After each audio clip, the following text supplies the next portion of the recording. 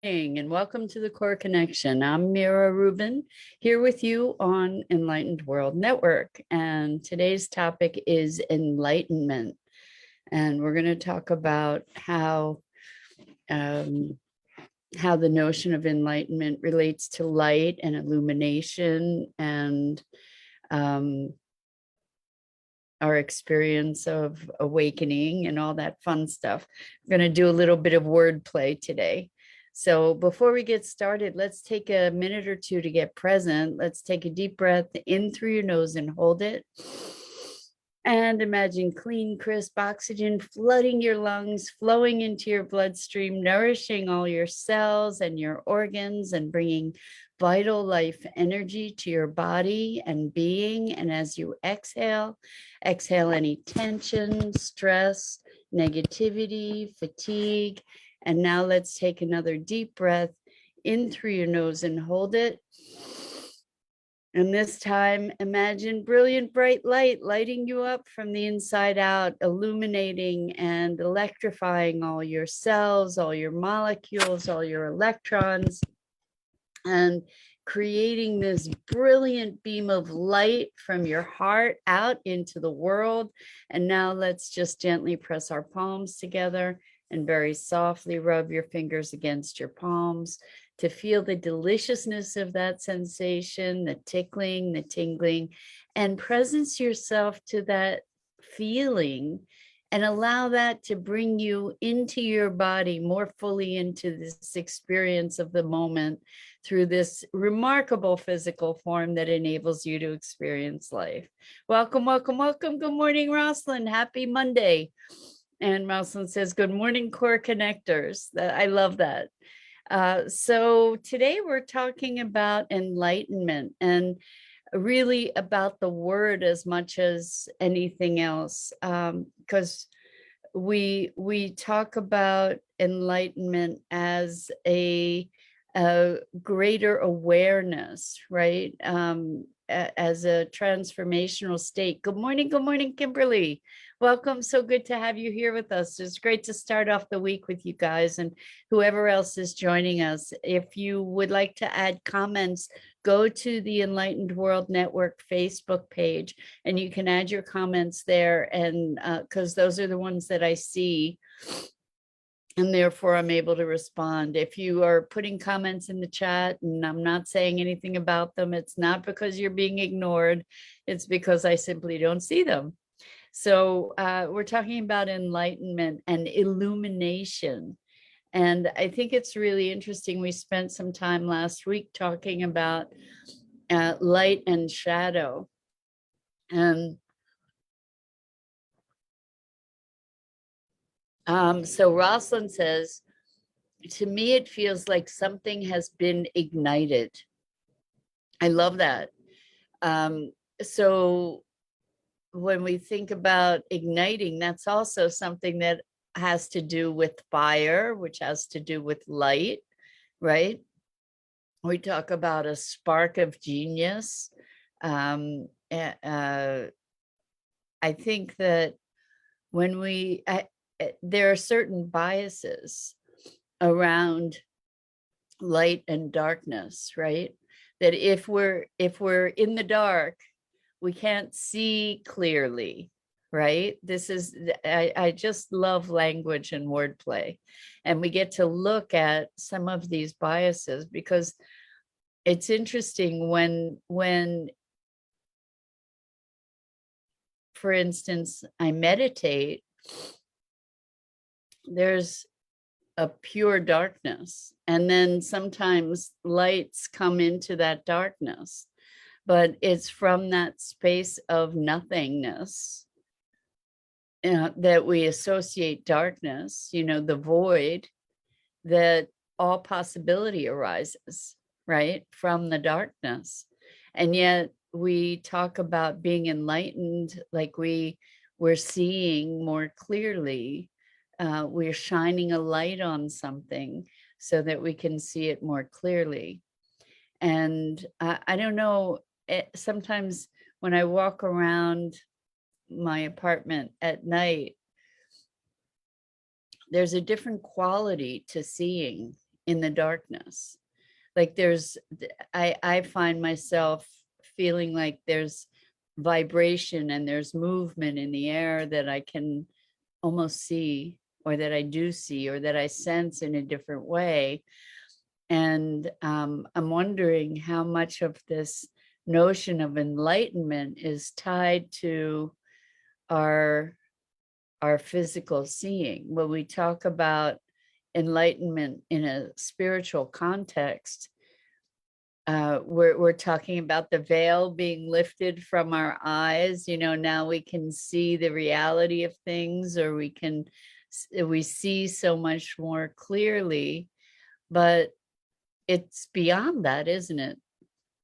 Enlightenment, as we think of it in a spiritual context, is really about awareness. And I also want to talk about the physical aspect of light, like light versus heavy, for example. So when we think of enlightenment, typically we think of it in terms of being able to see more clearly. Good morning, Gia. How wonderful to have you here with us this morning. Happy Monday to you. And we're talking about enlightenment, but we think of light in terms of light and dark, and we also think of light in terms of light and heavy. And so when we talk about enlightenment, it's a lifting of a burden. We talk about the lifting of the veil, or lifting of burden, where we are feeling literally physically lighter. And I find it really interesting. I think I was talking last week. I've had the privilege to be talking with someone who's a Torah scholar, like has dedicated his life to studying ancient books, like books that are thousands of years old, literally, and gaining new perspectives on the meaning of so much of what we understand about the stories in the Bible, and the meaning of them, and the words. Good morning, Sophia. So good to have you joining us. Welcome. We're talking about enlightenment and the words around that, like what that actually means, and what it means for our context of living. Anyway, in talking to this fellow, he was talking about the first thing in the universe was light. And originally there was like black light and white light, apparently. And I may be destroying this, I may be misinterpreting. So please don't go and take this as gospel. Okay. And I don't even know if you'd find it anywhere, but that there were, before there was the sun and the moon, there was light. And so if, and even the concept of black light, we consider the blackness darkness, but what if that light, that black light, is the source of everything? I don't know if in the literature the white light emerges from the black light. I have no idea.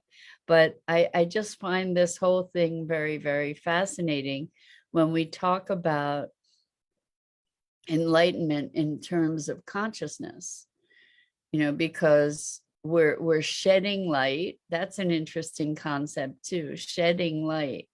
So maybe, how do we shed light? We've heard a lot about shedding in context of viruses, right? But maybe we are light beings that shed light onto, literally, what if it were a literal thing? I'm not saying it is. I'm just saying let's play with that idea where we bestow light upon something through our attention or our focus, that we're directing some of our energy, some of the light that we are. And I kind of love that thought, that here, again, I had another meeting with this person on Sunday, and it's just so fascinating because uh, it really talks the Torah in the interpretation that is what I'm inclined to be a more authentic interpretation. It really reflects so many of the ideas that we discuss here, and the nature of the universe, and it goes into quantum physics and source and beyond. It's so cool. I found the conversation to be so inspiring and uplifting, and so in alignment with the things we discuss. It was just mind-blowing. So when we talk about a lightness of being, right? What is this thing that we call enlightenment? And if we experience it, do we know that we're there? I'm wondering, is the space of enlightenment a place of pure presence where you're not even aware of not that, because it's all encompassing? I wonder. So Kimberly says, I like this. I believe we're light beings and we can shine our light and share our power of love. So thank you, Kimberly. I think it's a really cool idea too. So if what I was going around to is that in the tree of life, which is a foundation of, I guess, a foundation of the mystical understanding of the universe. And please, if I'm misrepresenting these things, please forgive me. This is a new arena, and I don't have the appropriate language necessarily. So I hope I'm not offending anybody or really torturing the notions here. But the tree of life is really talking about how we move from energy into being, into human form, into material existence, and this stepping down of energies. So like if we are light, what's happening, and I'm not necessarily relating this to the tree of life, this is again my interpretation, my understanding, but we step out from this very, very high frequency of light. This is what we've talked about in terms of manifesting this high frequency of energy, and stepping it down, slowing it down into a vibration that makes us believe that physicalness is solid, right? That the material world is real, right? And we relate to it not as energy that's slower, but as something that's physical. Making that distinction between physical and energetic. But what if it's all energetic, which is what I don't think there's a contradiction there.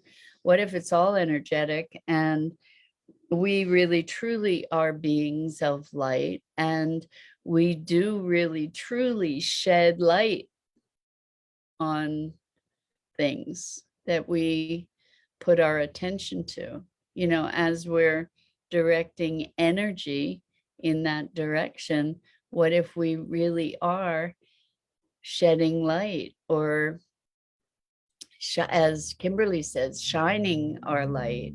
What if there's that exchange of light and energy between us and whatever we're connecting to? I kind of love that idea, and it lets us understand why where we put our attention magnifies, right? Because we're giving it energy, like in a literal way, not figuratively. And so this is maybe why it's so important to be vigilant or alert to the things that we put our attention on, because what we're doing is we're creating an energy exchange with whatever we're putting that energy to, that it's literal. Rosalind says the human body and mind are like sensitive electronic equipment. We can connect to it practicing prolonged focus or concentration. If you can't hear the loud voice of your friend, how can you hear the whisper of your higher soul? That's beautiful, Rosalind. And I think it's not that we can't.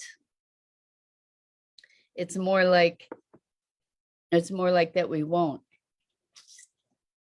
That we're deliberately on some level obscuring our awareness. Kimberly says, absolutely beautiful. So thank you, Kimberly. What do you think of this idea?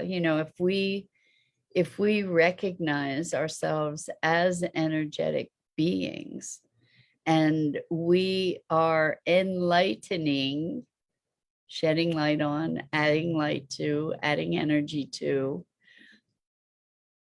whatever we interact with, then we can recognize ourselves as a flow of energy. One of the things that we talk about a lot is that ultimately who we are is life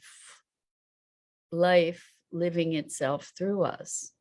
And we add all these overlays of identity and belief and behavior and predispositions and all of that, experiences, memory, conceptualization.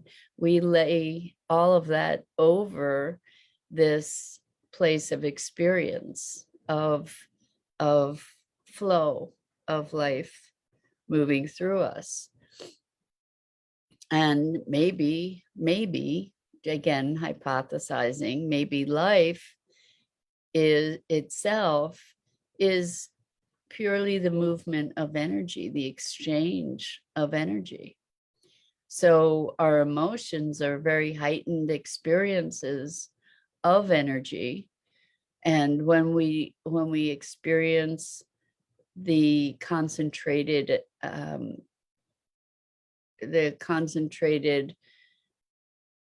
emotion, that generates a different frequency of energy. And based on this frequency of energy that we emit or that we vibrate in, we're shifting the energy that we bestow on the world, and it feeds back to us. It's creating this, maybe it's creating some kind of pipeline that's a feedback mechanism. So Kimberly says, practice, quiet down, pay attention to our body language, come from a place of love and kindness. Yeah, so as we recognize that we are truly energy and we're shedding light or directing energy onto everything that we that we make a focus of our attention, that if we can imagine that we're creating these energy pathways between ourselves and whatever we're directing our attention to, then it makes sense somehow that if we're angry, we're projecting that energy, we're creating a bandwidth of that angry energy. And if we lighten that energy, because I don't know, I know that there's a spectrum of light, and I don't know that when things are brighter, I don't know for sure that it's a higher frequency. I don't actually know that. But color all has its own space on the spectrum. And when we're making this energetic exchange, there can be, when we feel angry, when we feel frustrated, when we feel sad, there's a heaviness to it, right? If we enlighten that, if we lighten up what's happening, we're shifting the frequency, and we're maybe bringing literal light to that shift. I wonder if we start interacting with our experiences on a more energetic level, it may give us inroads to shift the experience of it, may give us inroads into shifting the experience of that weightiness of things, if we can literally see energetically how we can lighten up. I wonder, I think that one powerful aspect of an approach like that is that it enables us to get a little bit of distance from the immersion in the experience. And while I talk a lot about experiencing our experience, it also is very powerful to be able to stand back from that experience and to observe it as well. So there's the experience of it in our bodies and recognizing what's going on. And through that recognition and awareness, we allow those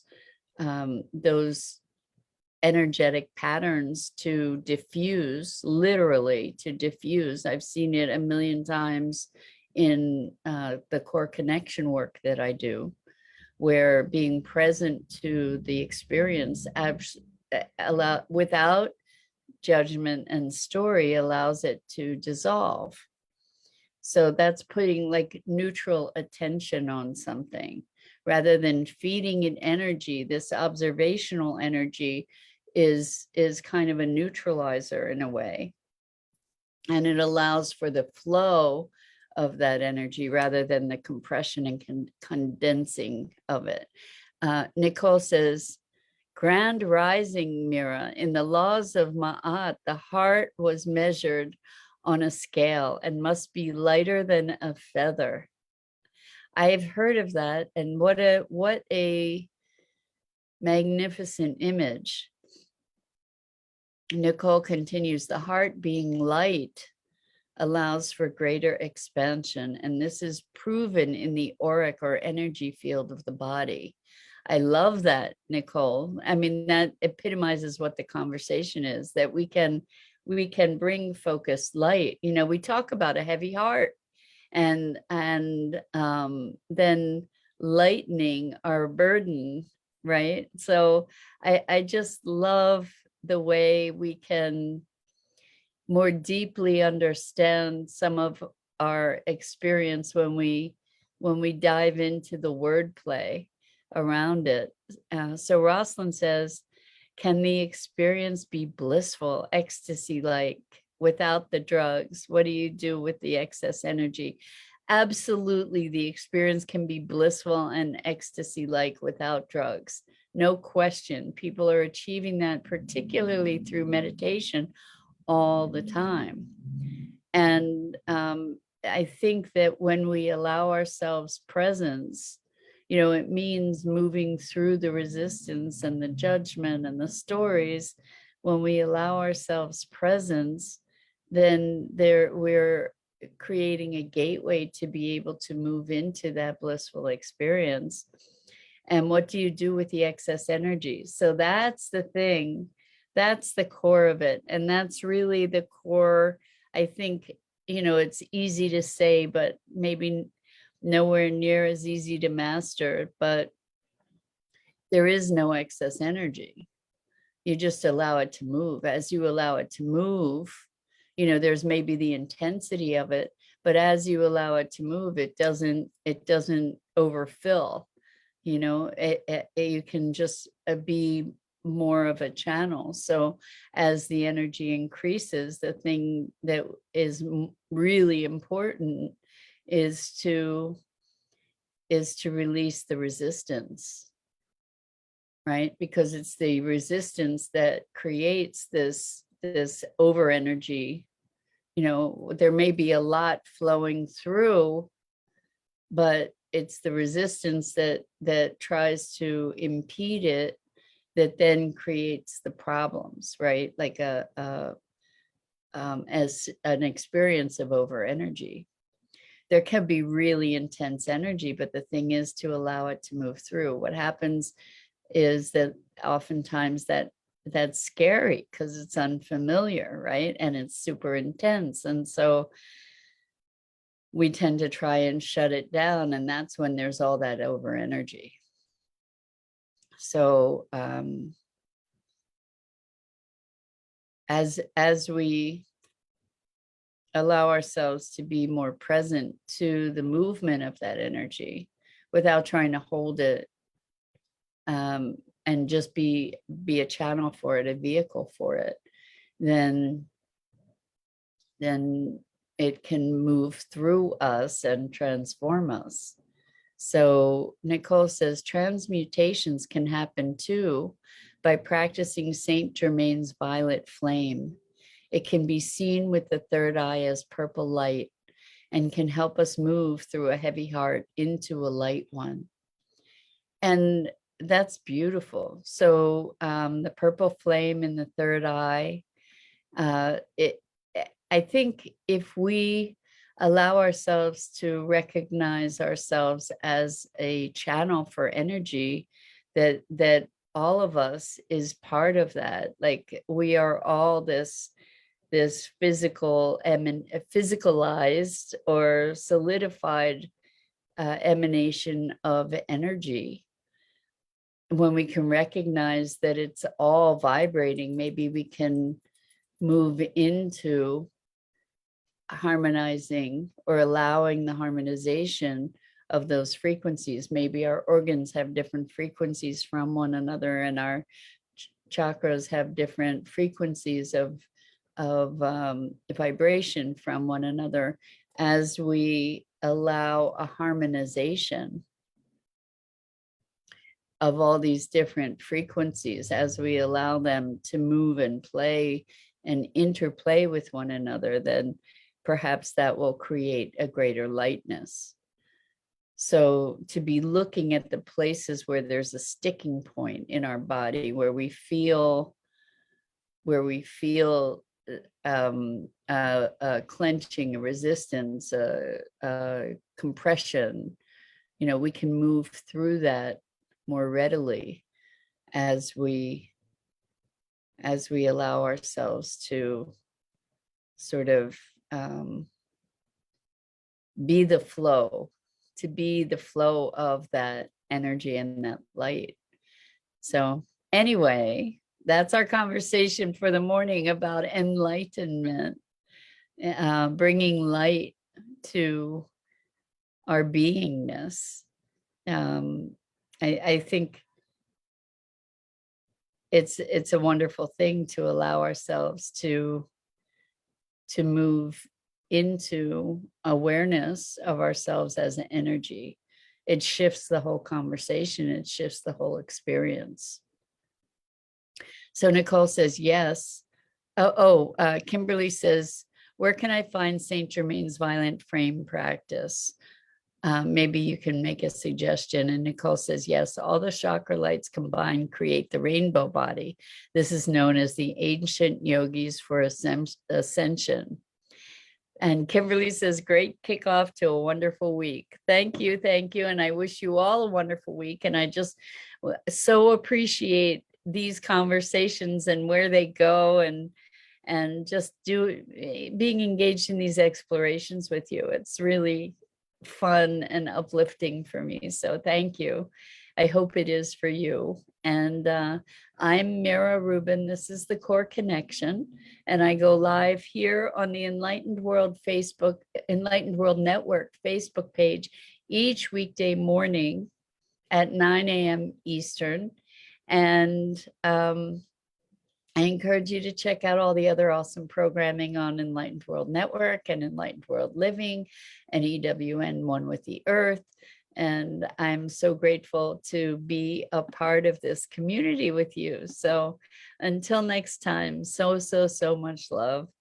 And I hope to see you soon.